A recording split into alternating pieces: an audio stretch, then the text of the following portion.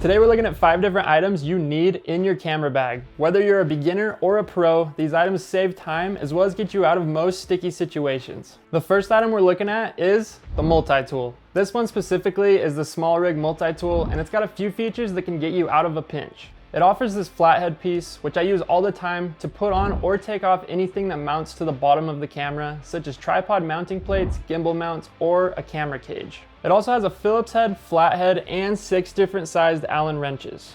But the best part of this tool might be the ability to store the bolts that you take off right into these pre-threaded holes on the side here. This definitely helps limit how many bolts you lose when you're taking something apart. The rest of this tool is pretty straightforward. It's made of aluminum, so it's fairly sturdy and durable, as well as it's small enough to easily store in your bag or keep in your pocket. This is just one of those things you use all the time, and you don't realize how handy it is till you have one. The next item I keep in my bag at all times is a few of these Velcro strips as well as rubber bands. These come in handy mainly for cable management. If you use a gimbal or camera cage and start adding things such as a monitor or audio equipment, it can start getting a little messy. And most of the time the cables are fairly long and can easily get snagged or even get in front of the lens when you're recording and ruin the shot. Either way, you don't want that, and it looks much more professional and tidy when the cables are secure. These Velcro strips and rubber bands both serve the same purpose. I just feel the Velcro strips are much easier and faster to use, but I always keep a rubber band or two just in case. One of the worst feelings as a filmmaker is wrapping up your shoot you thought went really well and coming home to look at the footage only to notice you have these little spots all over the frame and wonder how you can salvage the footage. I'm sure we've all been there a time or two.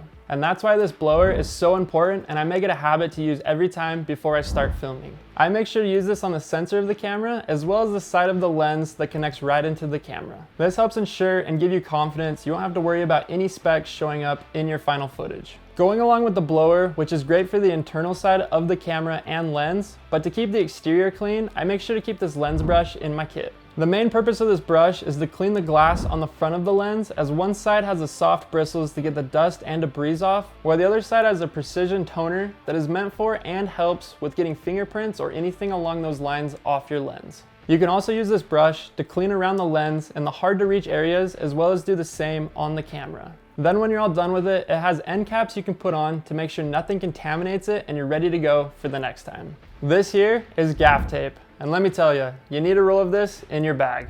There's a million uses for this stuff, but a few things that come to mind are, if you're running lights with long power cords, you can lay this over the cords so there's no trip hazard, as well as it peels off easily without leaving any residue. It's non-reflective, easy to rip, and water resistant. This stuff is really like duct tape, but for filmmakers. These are really the 5 essential items I would recommend for your camera bag, and if you want to know what else is in my camera bag, you can click here and I'll see you over there. Peace.